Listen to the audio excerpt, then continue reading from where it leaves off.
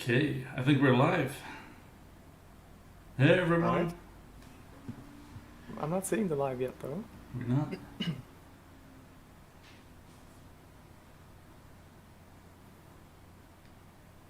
Or is it? Yeah, we're here. Okay, there we go. Yes, okay, I see it. Hey Jacob. Yes. How's it going? Hello, everyone.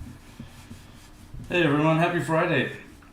Thanks for joining us. Today is just going to be a really just chill, freeform animation session where I'm going to kind of do something like this.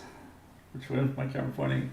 How like animating hands, fingers, contacts, everything is pretty difficult in animation, and you really want to have an idea like cement it down before you start doing a performance like this. But I want to show how using Ragdoll can kind of free your options and let you experiment with ideas in a far more free-form manner instead of going like, all right, well, this is my performance. I have to have elbows on the table. I have to have the hands touching, or I have to do certain scenarios when you're doing your animation. But with this, you can just be like, I'm just going to try to put the hand on the shoulder, or put the hands over each other, and not have to worry about doing all the the collisions and the cleanup. So yeah, that's kind of what today's going to be, and I'm just going to try to keep it short. I'm going to just throw some keyframes around. Ask as many questions as you guys want. We have Marcus here, who's going to be checking out Yep. any of the questions. So yeah, just Yep. lay it out there. I'm keeping an eye on the chat. Yeah, and then maybe do Q&A after this. I'm pretty much gonna just freeform the animation for like maybe 40 minutes, half an hour, and then after that we'll just see how we go. And if you guys have any suggestions of like, hey, try this, then that's something I can also try to implement. But yeah, you guys ready? Let's do this. Oh, let's do it. Let's do this. Okay. Bye, Marcus. He's still here. He can still say stuff, but you can still see my face. Yeah, yeah. I can hear and I can speak. Cool.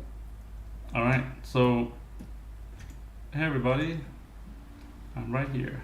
So I'm just gonna go to the first frame where everything is lining up, and I'm just gonna set a few keyframes with just like a wave, just to kind of welcome you all here to our live stream. Look at that. So I've got a little bit of hand movement, and it's really kind of moving my body around just a little bit. I got my fingers getting some nice little overlap, and he's just going to do a little bit of a nod just to kind of acknowledge that we're here. So I'm just scrubbing back and forth. Like the simulation updates really fast, so I just do my little adjustment, then I scrub back, and then I see it playing out in real time. And you get a nice little like wobble in the body. And the thing is, with all the wobbling and interconnectedness, you can totally dial and pin areas to be more on your rig, more simulated. And there's a whole bunch of settings you can play with. And I'm just going to keep this as a default how I have it now for this demo. But yeah, it's very much customizable, and you can push it to the limit if you want. So once I've done Is there like a heart inside this character? I noticed on the rig. Oh yeah. Like, I was just gonna leave that to the end, but yeah, check this out. oh. So I'm just gonna. No, that's fine. If I just add a few more frames, if I just let him sit here idling, he's got a little bit of a wobble, because everything in your body that's moving is going to affect your posture, your how your character's moving. So you got breathing, you have any kind of muscle movement or volumes moving in your character. And the biggest muscle is, well, the strongest muscle that's always beating is your heart. And if you actually just sit still and just kind of pay attention to what your heart's doing, you can actually see it moving your body around, which is crazy. Like if you're on your phone on the couch, and it actually gets a bit of a wobble to it. So I went in and I stuck a heart into our character, just beating away. And the fun part about this is, like, if I had to make the heart heavier, I think, where's my heart? Where is my heart? There it is. It's a bit of geometry. Yeah, if I were to make this heart just have a bit more mass, not 500, but then you'll see more of an effect in the body. that was stiffness, I think you changed. Oh, transition. Oops. There we go. Good catch, Marcus. There we go. So now he's just going for a really big run, and Now he's he's just having like, a heart attack. if we're having a heart attack, we should put his hand on his chest, just because. Yeah, let's just stick it out here. Actually, I'm just gonna let's just set a keyframe of him actually putting his hand on his chest.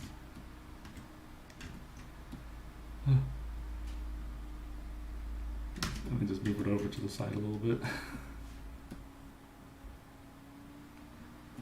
I always ended up making my animations much longer with Ragdoll because it's just like I can just do more with it. Okay. You see how the fingers? There's a comment in the chat saying that the lungs are also a big contributor. Oh yeah, to yeah. the Lungs. That's true. Everything. What you just had for dinner, all this stuff. So yeah, I've got my fingers already kind of contouring to my chest, and I can start like giving him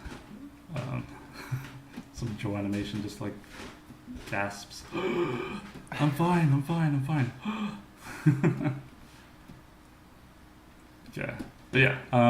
So that's just the kind of little details you can add into your performance, and would usually take a very, very long time to try make look right. So I'm just going to put the hard back down to like a lower density, so it's not going to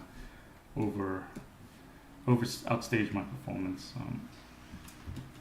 All right, so just have the guy wave. He like nods to the crowd. Let's just put his hand. Yeah, let's just put his hand here. I'm actually going to use simulation to help me pose my fingers. So I'm just going to get to the beginning, scrub forward, and I'm going to just get a nice pose on the table for his hands. I'm just going to rotate this down. All the fingers are crashing through. That's totally fine, because look, the simulation fixes all of it. Actually, let's stick some ambient occlusion on here. There we go.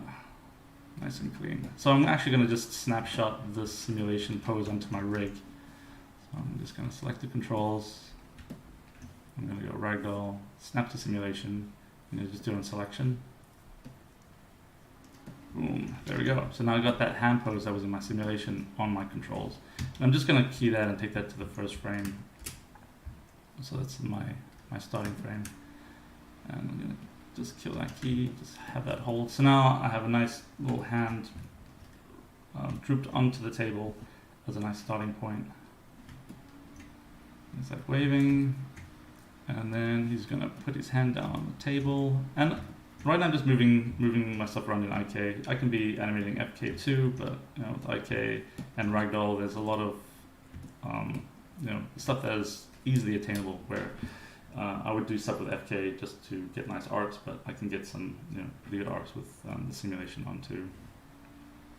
So I'm just going to put this hand down on the table, and of course all the principles in animation, like with spacing and timing, are still very, very relevant. It's not like any of the stuff gets thrown away. So I'm just going to get a stronger placement of the hand smashing down onto the table, and I'm gonna just put it down here. I like keeping my keys, at least my translate keys and my rotate keys separate, so I can get some nice little overlappy action. Oof. There's a question on how many markers are in this character, how many groups. How many groups there are? I have a group for this arm and the other arm and the body. And markers wise, I have one. No, I have a fair amount. Yeah, what is that? Like 50? 50, something like that. The thing about fingers is that they're pretty much each an arm attached to an arm. My friend always likes to say. He's like, yeah, once you've animated the arm, now you got to animate 5 other arms. And it's like, oh my gosh. Okay, so I'm just going to have the hand kind of relaxed down here, and I'm going to start doing some fun stuff with the fingers, just getting some nice poses on the side. So I'm going to be really kind of loose with it. I want to get one of these kind of like gripping shapes on the table. So I'm just going to very loosely just pose this. Like I don't have any IK in the rig for the fingers, but with simulation, it kind of does IK with friction. So I'll just do like this. Maybe it's a little bit too high. Let's lower that down. And then I'm just gonna scrub back and then scrub forward. And I can probably push the hand into the table a little bit more. There we go. And then I can do is push these fingers back out again. I'll tell you what, I'm gonna bring the solver over just a little bit closer to the other hand, just so I can see the direct comparison. I can have it right over the top, but I just want to go to the side a little bit so I can see what I'm doing. So select these fingers, and I'm going to push them back down again. And you see how it's pushing the hand up, so the friction. And I can use this as like a reference for like, that's a kind of interesting idea what I can do with my hand. Like after this happens, I can actually lift the hand up to work with that. Or not. I'll be like, maybe that's something I don't want. I don't want the hand lifting up. And that's when I would actually go, well, fingers would never go through the table this much, so then I would just extend the fingers. So that's what I mean about using simulation to kind of like help drive ideas and stuff into performance. And there's the question on whether we can show the limits for the fingers. I know we talked about this. Yes, yesterday.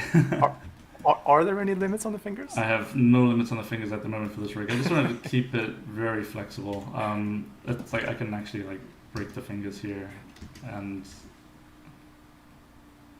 yeah. So that's one of the reasons to use limits. But yeah, these fingers, they can technically sort of bend the wrong way if you put the force on them in the wrong direction. Yeah. So if I were to, let's just say, like take this hand, bring this hand up here, whoop, put the hand on top. So I'm being very just like very loose about my posing. You see how it's pushing down on that. He doesn't have a heart attack anymore. Let's just take his hand away from there. Then he's just gonna comfort himself. He's just like, it's fine, I'm just waiting. And then the hand goes back down again. He's pushing the fingers down onto the table. And obviously I don't want to have this kind of hand pose. It's a little bit harsh, so I'm just gonna cup the fingers a little bit. And I'm not using any other like animation scripts or plugins for like cupping poses and everything, so that I can just keep this really freeform. Fingers curl here. Just open the fingers a little bit. Yeah, so there are some poses here that could be improved if they had limits. So normally you would probably want limits on fingers. Yeah, I would definitely put limits on. Like keep it a little bit more regimented. But yeah, the one thing that's really nice about what I've done with this rig is I've kept everything loose just so it has full customizability. So I can actually like take this finger and just not the middle finger. This is family friendly. But like I can take his index finger and just shoot it out. Actually, let's just choose a direction. Yeah, like this. Boing, and then I can have it recoil really quickly.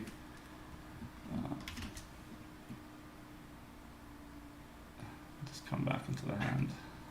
So keep it nice and loose. And the cool thing about the arm being on a different group is if I were to turn let's just say the damping down 0.1, then I can get a lot more of like an impact when that finger comes back. Boing. But yeah, that value is totally animatable, but I'm not going to go too far into that with this demo. Finger stay. Okay, so I've got him touching his hand, his fingers are touching, his hands are touching, and now I'm gonna have him lean on his elbows onto the table. So let's just bring his hands Yeah, somewhere here.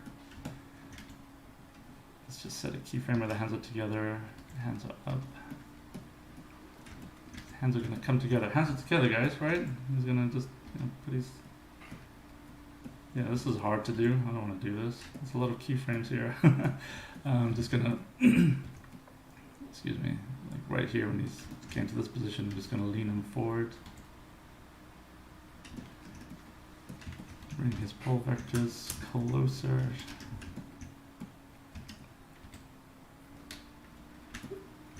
Let's put these well and truly on the table.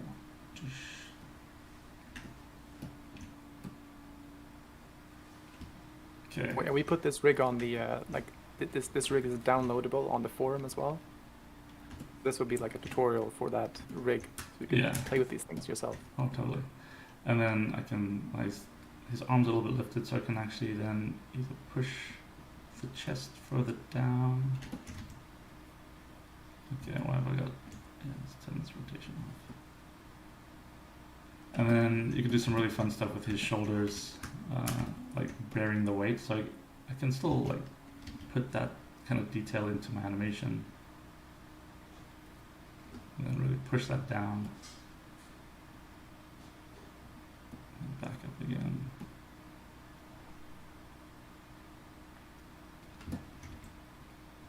And let's just put his hands. Was he doing peekaboo? Sure, why not? So from here.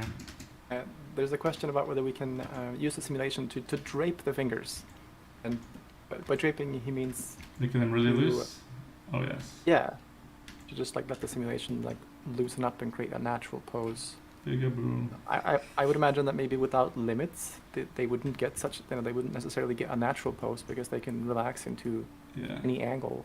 But with limits, you could probably get... I've made his fingers really loose now.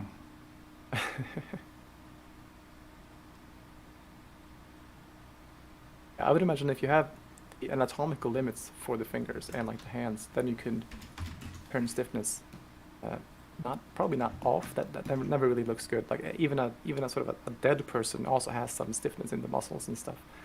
But I would imagine if you have limits and you lower the stiffness enough, you could create a relaxed pose from anywhere. Just like let him find the suitable relaxed pose through the simulation. Yeah, right now he's spaghetti hands. It reminds me of the Deadpool scene. Is it Deadpool where he breaks his his head? hands? He breaks his head. He's just like he's like what's happening? He just takes his noodly hand and just puts it on his face.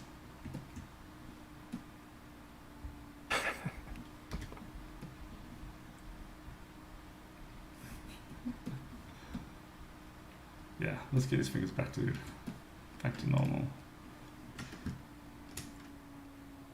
Stiffness 1. There we go. Back in business. Should I keyframe those?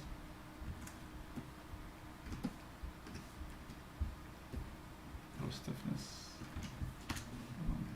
So did you manage to make the fingers loose, but not those in the middle of the hand parts? Like, Yeah. Are those still stiff? Those are still stiff. I can go ahead and make everything loose. I can take his wrist. Oh, that's what I and figured. can Yeah, take no, his that would thumb, probably be.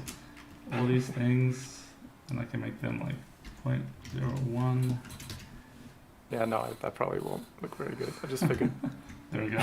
It's octopus fingers. Because you also have there's some distance constraints keeping the what they call like the hand fingers, like the middle. Oh yeah. Some The distance the constraints little keeping them distance together. constraints keeping the fingers together. Yeah.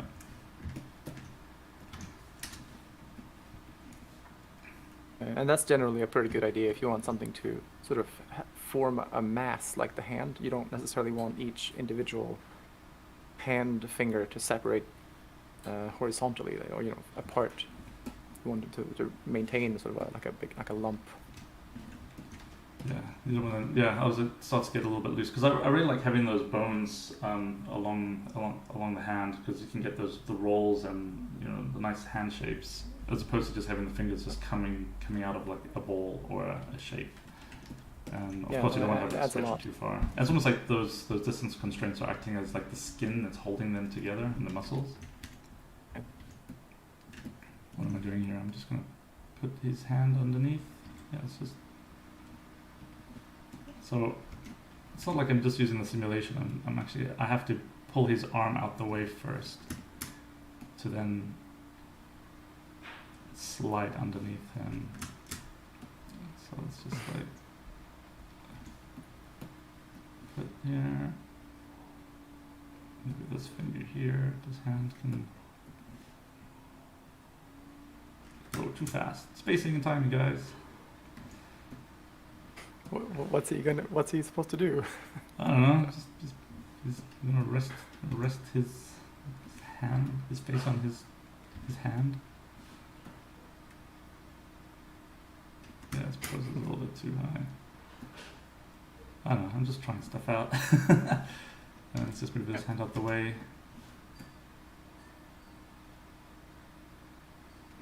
And then what's really nice about this too is I can have his hand underneath his jaw, and then when he starts talking, blah, blah, blah, blah.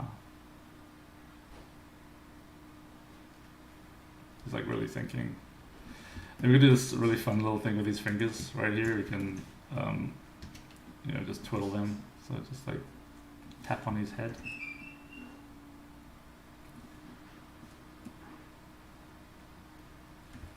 So now you're getting the jaw is doing something which is causing the body to move because the jaw moves, and also collides with the fingers on both the head and the jaw. And then the motion from the fingers would then affect the arm, so it's like it's all becomes sort of one big giant motion. Yeah. I already have like 400 frames, and I'm just like freeforming this stuff, just kind of getting ideas in here. And like in this moment where he puts his arms on the table, I can probably really exaggerate that. Like instead of him just coming down, I want to just really have him slam his arms down, or his elbows down. Like right at this point. Whoosh. And in case it's not obvious, because this is this sort of scrubbing thing that Jason is doing when he sort of skips frames and the simulation still goes. That's not the default behavior, that's the setting on the solver. It's called frame skip method. The default is to pause, which is when you, if you were to skip a frame, it would just pause the simulation until you return to an earlier frame. And if you don't do that, if you set it to the other one, which is called ignore, and it will keep solving even though it skips frame, which means that it won't solve the accurate, it won't be as accurate, but it will be interactive. So it's good for these freeforms sort of play around things. And then when you play from the beginning, it might look different every time you play. Yeah. So that is one of the consequences. So it's interactive in the expense of not being the same every time. I've got some gimbal flips. Just doing a hue filter.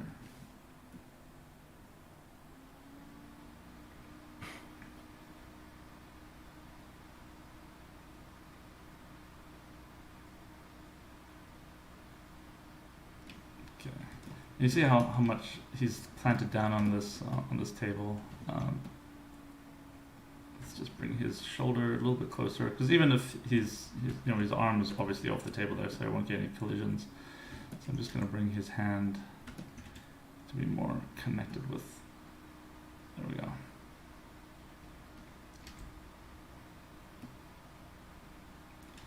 And the more information and the more detail I get in my performance, it'll just help the simulation, look more the way you want it to at the same time. Like I'll probably, take what I've done here, see what's happening in the simulation, refine this.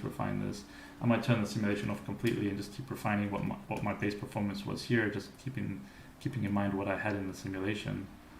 Like here, my hand's like totally going through it, and this is something I might, try to clean up also on the animation side. It's very much freeform and very freeing to just try ideas out here. So when the hands come down here, I probably want to have them maybe extend out, or let's just keep his fingers open here, and as they're coming down, just kind of almost anticipate touching the table. And we probably don't need Is the it table extended. also dynamic in this case? I turn it off, but should I make it dynamic? Let's just do it. No, I just figured if it.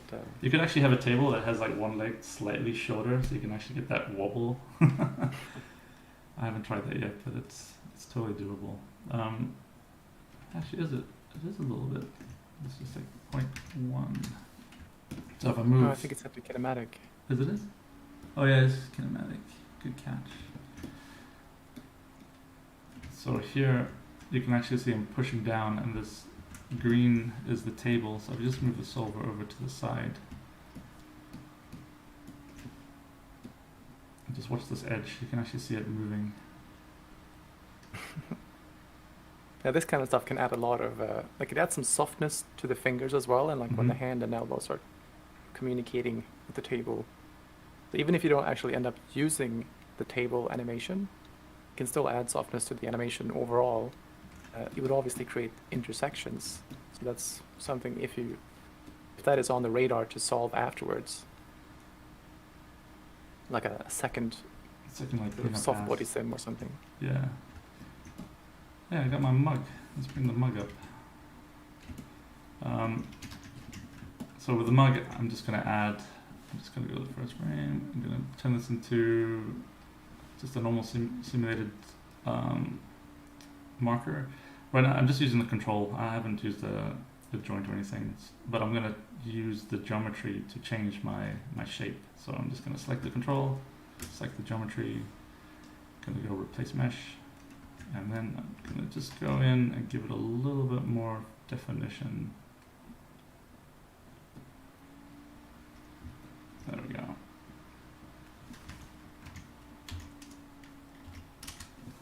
And this is the automatic decomposition feature. It was added a few versions ago.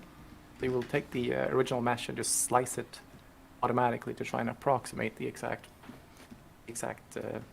complex shape. Yeah, and depending on where I put this and how heavy I make it, it'll also interact with my character, so I can just have it, let's just drop it on his head. Pretty light, but I can make it, It's like paper. yeah, let's just make it heavier. Move. And you can see how it really affects the table. Oh, it pushes it over. I like how he just It's just swept like it aside. casually, just like, "Nah." don't need that. Yeah, let's just take that back to wood. It's an empty mug. So you can put that I down thought it was here. quite good though with the heavier one. Yeah, it worked pretty nicely.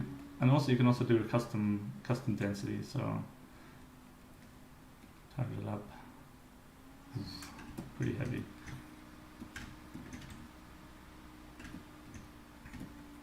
Okay. Yeah, I'm considering making custom the default density. So you have a number instead. I don't know how useful these presets are, the wood and the water. 'Cause if it's just a number, then everything can have a default of 1, and then you know that if you put a 2 Yeah. on one of them, it's going to be twice as heavy and so on. Yeah, and a great way to visualize it too, you can just change your display type to mass. Oh yeah, that can be useful. And I'm just going to turn the table, right now the table's dynamic and it's pretty heavy, so I'm just going to, because it's such a big object, so I'm just going to go to custom and just turn that density just down just a little bit. And now I can see how heavy my mug is compared to my character. So I'm just going to maybe... Yeah, this is a bit of an underused feature, but they will show you the relative masses of objects. Yeah. So the lighter it is, the heavier it is. So this is like The heaviest in eyebrows, the for scene. example, and the fingers are. Yeah, so the black is very light.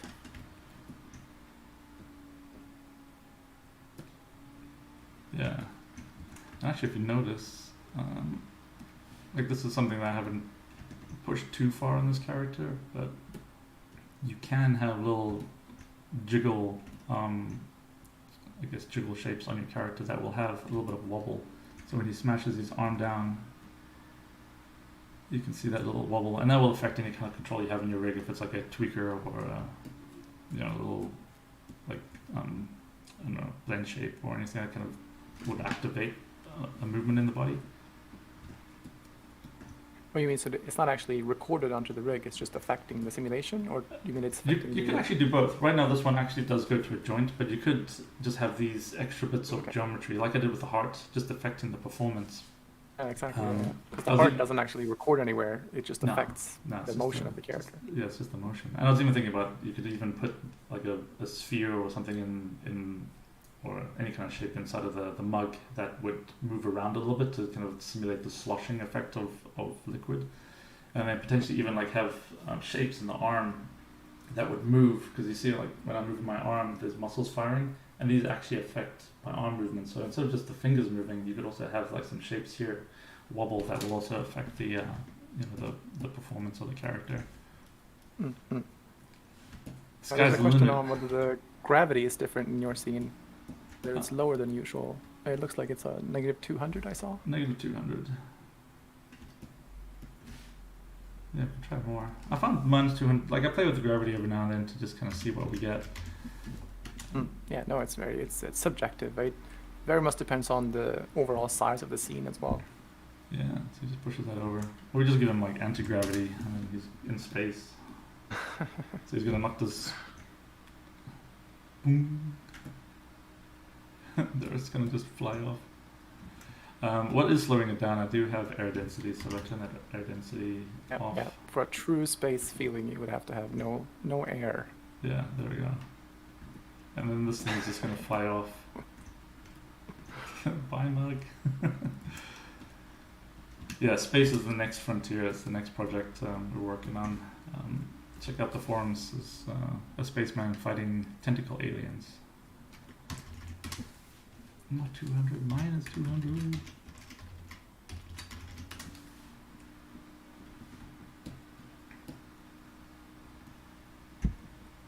Pushes us over. So I found this really fun way of putting the mug in the hand. Actually using a parent. So if I'm just going to select the marker, select the control, I'm going to go edit and parent. Where are you? Reparent. Here we go. So now the mug is actually part of the hand. So if I were to play this now, it's going to totally move and try to be right there and explode. But if I change this to soft, and then I just up the number. So now the mug is a child of the hand. Yeah.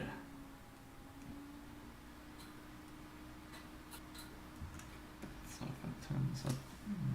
Not sure what should happen. Okay, I'll show you. So if I put the mug here.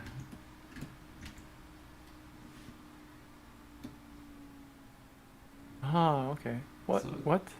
It's kind of moving with I'm not it. sure.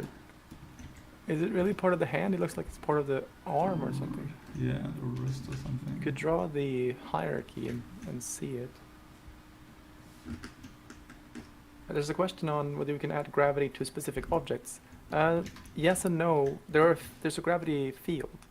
You can add that to your scene, and then you can give it like a volume to only affect shapes that are inside of the volume, like a box volume.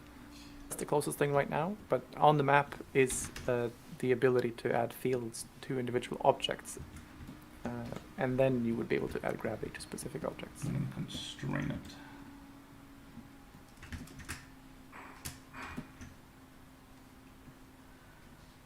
Constrain parent.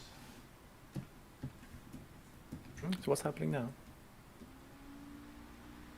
Oh, there we go. Now There we it's go. part of the... Yeah, it's just because it wasn't moving with the arm, so it was maintaining its offset. Uh-huh. So here I can have it still moving with the body here, and then I can at any point. Actually, let's just put it back nicely in the hand. Update. What? Where did it go? You know, actually, I have proper controls for constraining this into the hand. Don't know why I'm not using it.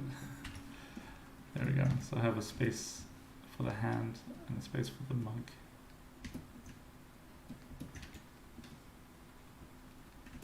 So just zero these out.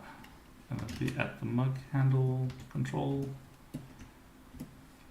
I can put this in the hand. So now we're constraining the Maya animation control to the Maya animation hand. Correct. There we go. Constrain parent. So then I can still have full access of this animation. There we go. Oh, okay. So now both the simulation is parented to the hand, and the Mhm. Maya mug is also parented to the hand. Exactly. The nice thing about that is once I want this mug to kind of like let go, I can key the translation and the post stiffness right. off. So I can, he's holding it there. I haven't done anything with the fingers yet, guys, but like here I can just say key this and then turn this to 0, and he'll just drop the mug. Boom. Don't need that anymore.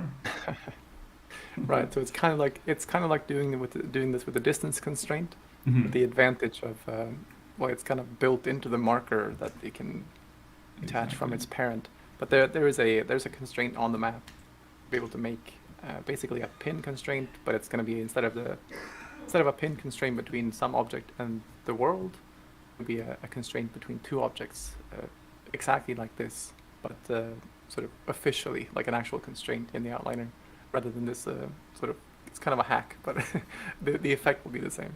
Yeah, it's fun. Boop, don't need that anymore. So then I can like go ahead and actually just pose fingers and get it working nicely with the mug. The really neat thing about this is that I can make the mug heavier or lighter, and it'll actually affect my animation. So if I just turn this down to really low, it's kind of like holding a paper mug. So it's not going to have too much effect on my simulation. But if I would turn this up to like 10, it's really going to pull that arm down. Boom. Yeah. It's when you get notes for like, can you make something heavier, and then you just tweak a number, and then your animation is done. Yeah, I'm just like, oh, they want it to feel heavier? Sure, here we go. Yeah, let's just get some better finger shapes in here.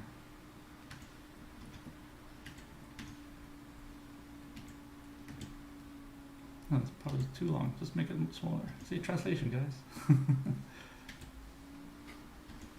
Yeah, the great part about having a rig that you can actually, if you do have a rig that's has axes all open, it's not like the simulation's going to freak out or be like, whoa, you can't translate. You're using simulations. It's like you can fully move things around and not have to worry about it breaking.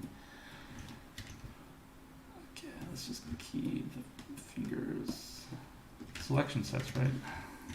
Key this.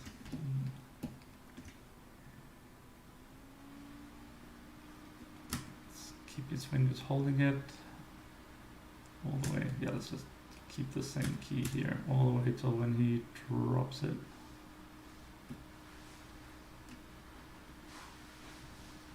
Can we get it to land standing? Sure, let's try it. Is that too challenging? No, we can actually animate the shape. Yeah, let's see if we can do this.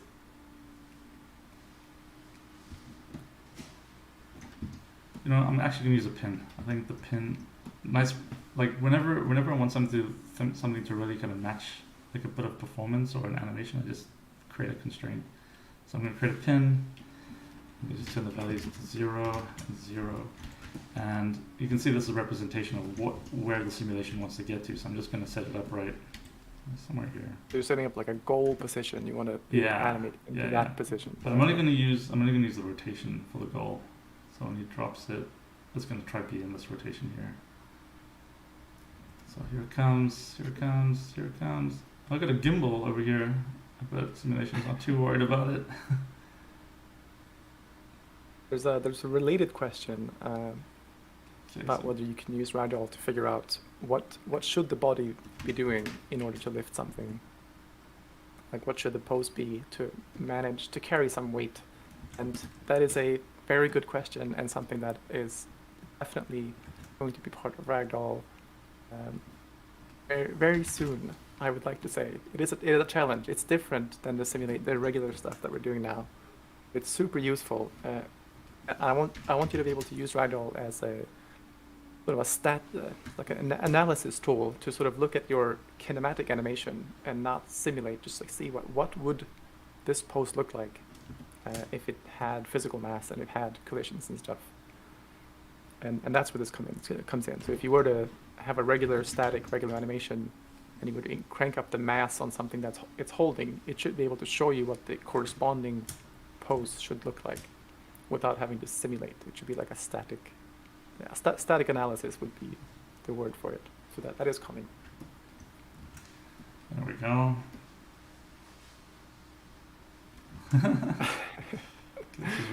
It's a bit of a cheat, but it's certainly viable if it can be hidden enough. Yeah. Let's see. Holding it up. Oh, zip, magic. So these keys are a little bit too late. I just bring them sooner. There we go. Upright.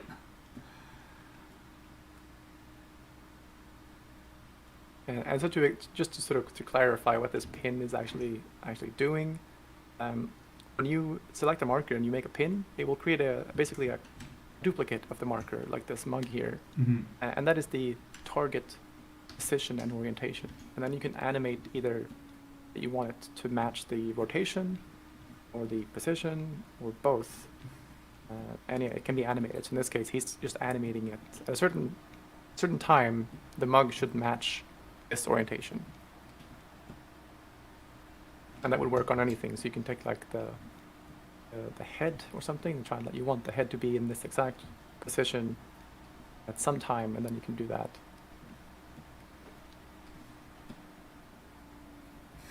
Just rolling the mug out the way.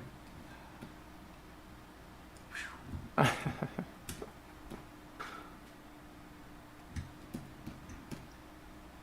I'm just gonna turn those hierarchy off. Draw hierarchy. There's a comment about that this technique would be good for a Rube Goldberg contraption. I think that's a good idea. Sure. We should make one of those. Do one of those.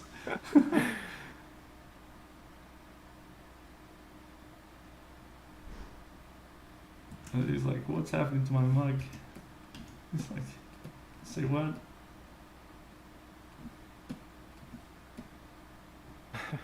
And the intersections happening now is because the simulated table is under, like it's lower than the polygons. That's why it looks like it's intersecting. I think it's because of his elbow is pushing the table down. Totally. Should we record this and see what it looks like? So at this point, I want to see what this looks like on my rig. So I'm just gonna save my scene file, just in case. We're past the half-hour mark, by the way. Oh right. Time. Oh geez. I mean, yeah. If you just keep asking questions, then we'll answer them as we stream. Yeah. So right now it's going through my 400 frames, caching it to the simulation, and then it's going to use that cache to then put the simulation data onto my rig as an animation layer. So it's completely non-destructive. It's not like it's hardwiring itself into your rig and taking over. It's very much just observing what's happening and.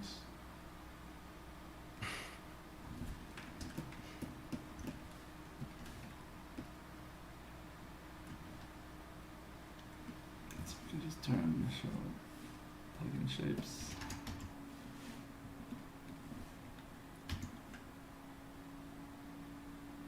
The table is doing a lot of swinging.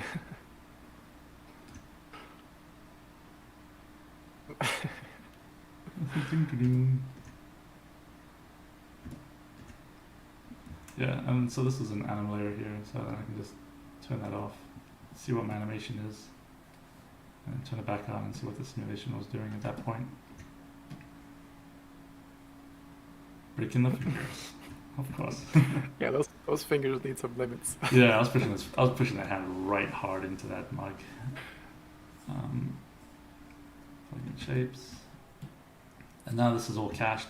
So the great thing about it being cached here is at this moment here, with the fingers going all the way through, it's also because I got a bad pose in the hand, so I'm just going to delete this layer. So I can probably start to make my animation look a little bit more like what my simulation was doing.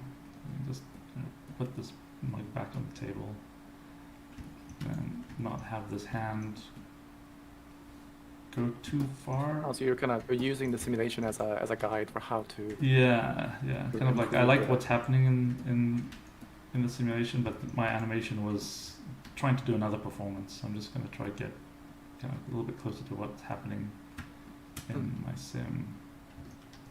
So right here.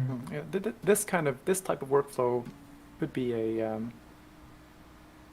like speaking of that, showing you like the static analysis thingy, like showing you what the pose should look like. And this could be a potential sort of workflow for that, where you have a static cached version of your character. You can like refresh on demand, and then you can just keep animating it and use that as an optional visual reference. Yeah, so I just uncached it now, so I can. So the fingers aren't gonna be as crashy here. So.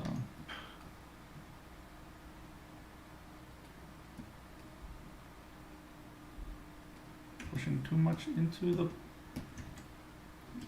the mug, which actually was happening in my animation. And I could do something crazy, like actually make him touch the.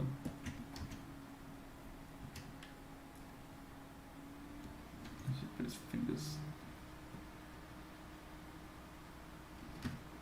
Seems like that's cold. Yeah, his fingers are all the way down here. Let's just bring that hand back up again.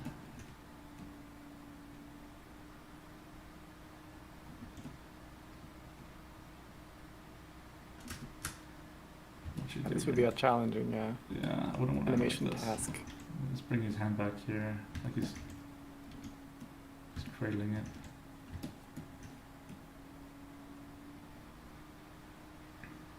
And the hand is coming over the top. Let's just, yeah. I'd almost like treat my animation as though I was gonna just animate it for reals. So any kind of really big intersections and all that, I still want to kind of define what that pose is going to look like. Kill this. Kill that one too.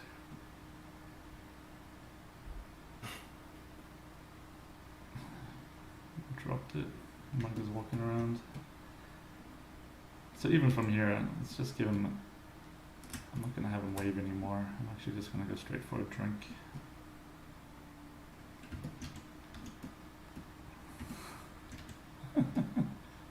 Pinky out.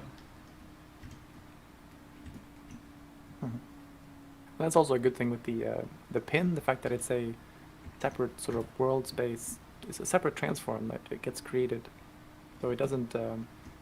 When you change stuff in the simulation, that affects the before, the first 200 frames.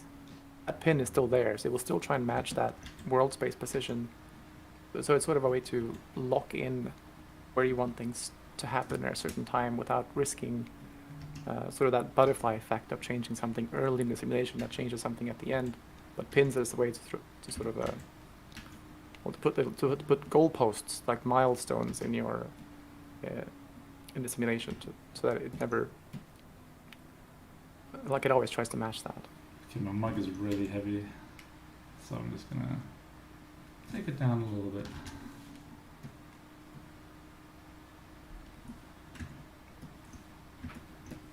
I'm gonna give his wrist a little bit more strength, just to support it.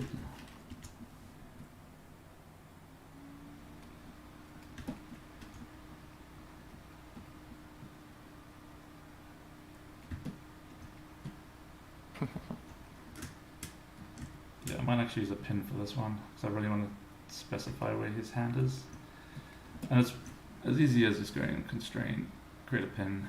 It's there by his wrist, and I'm going to constrain it to my controller. So, yeah, just like that, constraining parent. The next release will have an option to automatically do what Jason is doing now, which is getting the pin to follow the animation. Yeah, there we go. So now I'm like a little bit more exactly matching my animation. Because before it was relying on just the structure to keep the hand up, and it's using all the forces like the weight of the mug, the weight of the hand. this over to the side. There's a question of whether it's possible to use multiple pins and edit them together. Oh yeah. And that's very possible. If you have two of them and they have equal stiffness, it would have an equal influence on the marker. So if you get them to pull apart, the marker would stay in the middle, and then you Yeah. can tweak the stiffness to sort of control which should have more influence. Yeah, and it's really nice also using pins as kind of almost like a semi-IK control. So if I were to do another one, create pin, and this one I'm just going to turn the values to 0 and 0, and I'm just going to have it all the way up here just for fun. And then as he's drinking and letting that down, this is when I'm just going to pump these values up to something pretty high. See, it's going to start pulling to that pin, and I have a pin here that's on my IK. I can just turn that one down. So it's almost like doing a blend between the two. So just key these, turn that down. So now it's going to be trying to be in this this pin location, so I can. Yeah, this is the closest thing to IK in the physics land. Yeah. That is, it's very similar. Yeah, and what's really nice about this, if you're doing a quadruped, you can define what the shape or the pose of the arm is. Because right now the pose of the arm is looking at, what I've established in my rig, and then I'm pulling this around. So it's almost like a stiff leg, or like a what do they call it? Like a leg lock. So you can do like arm lock, and really kind of keep the structure intact.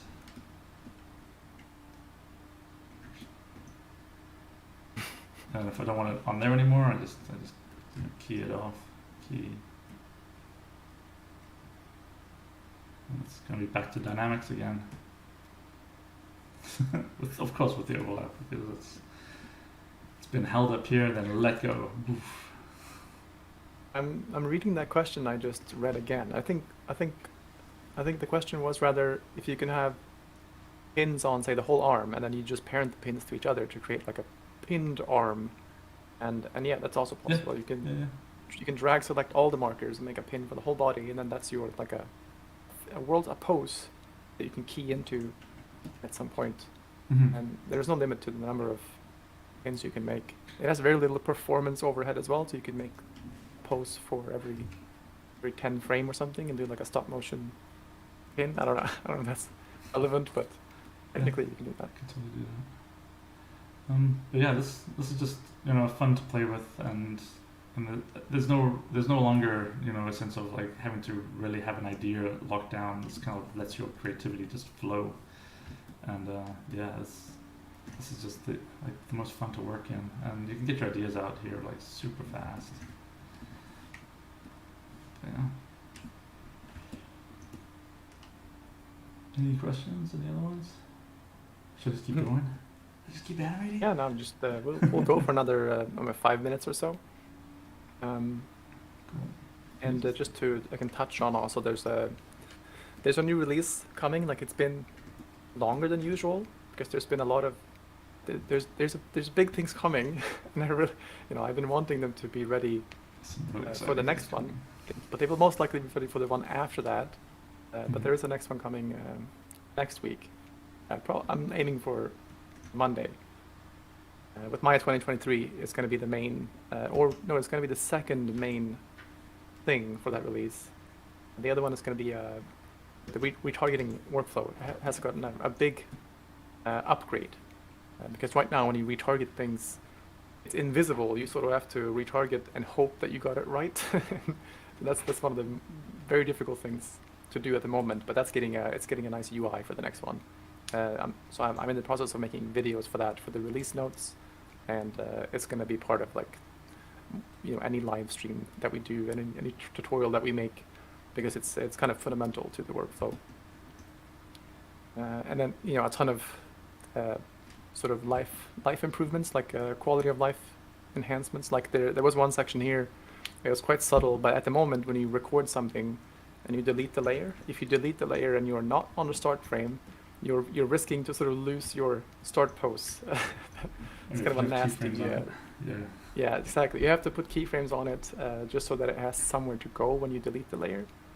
But I found a solution for that. So or rather, it will set keyframes for you. There's an option for that now, and various other things. Like yeah, there's a lot of fixes that's been happening that I just haven't been able to release yet.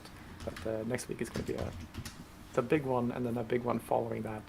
Some new things that you haven't seen before that I think you're gonna like. It's gonna be very cool. Okay, I just wanna show how subtle you can have your animation. I'm just gonna have. Let's just get to the point. Why is that rolling around in his hand? All right, yeah, Well, keyframes. The pin is still active, I think. Yeah. I'm just gonna kill all this animation I've just done because I don't need it anymore. Actually, let's just push it all the way out to the side. You never know.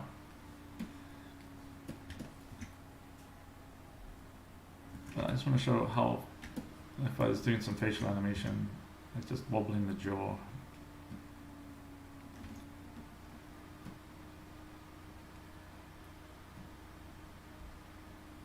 Yeah, I'd like to see more shots like this, like from the industry, like in films. I want to see more like just talking heads, close-ups, where you get some actual secondary motion coming from the rest of the body. I think that's difficult to animate. It's boring to animate, but it's so crucial.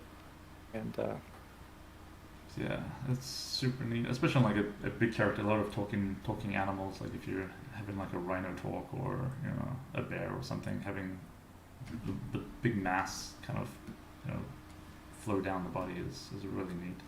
And again, like I can adjust like how much it's affecting by the mass. So I just turn the mass down.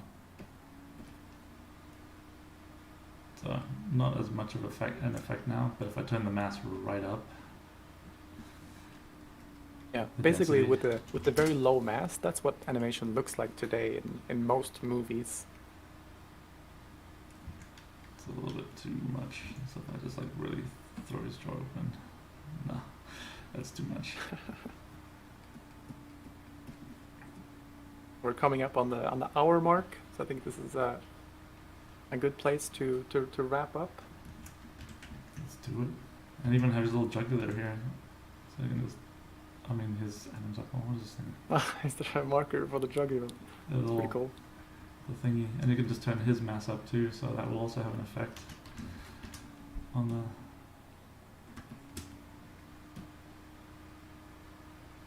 If he does like a giant, if he does like a swallow or something.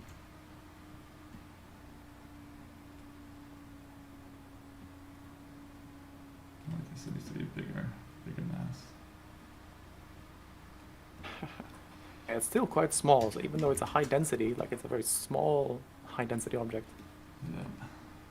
High density. Yeah. Guess I just really crank that.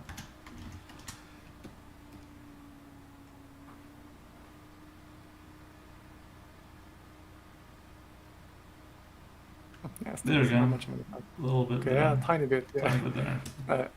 You can take control over it because you don't, if you set the density to off, then you get control over the mass directly. And the mass will ignore the size of the object, and let you control like the raw. But yeah, other than that, I think is there anything else we forgot to show? If there's any last questions, now is the time. And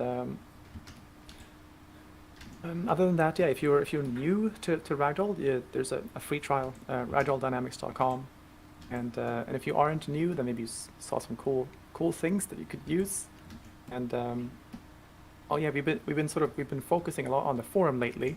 So if you haven't seen it already, there's a link also on ragdolldynamics.com to get to the forum, where you can post stuff, but also like look at stuff that people are posting. So I'm hoping that will be the place where everything Ragdoll is, including showcases and help and tutorial and all that jazz. It's like a centralized location. Yeah, that's where the party happens. Yeah, and we try to post there, pretty regularly and keep an eye on it. So please join us in the forum. Yeah, indeed. Oh, and this pirate is also on the forum, so you can download this exact guy and play around with the stuff that Jason's been doing. Yes, and then So do your good own man. little performances, put them online, show us, tag us, all that kind of stuff. It's a really fun character. Like if you look back at the forum, there's him lying on the table and just trying to do some dialogue, and yeah, it's a really fun character to play with. So have a stab. All right, All right, then that's it for us. Thanks, guys. thanks everyone. We'll catch you on the next one. Have a good weekend. Bye.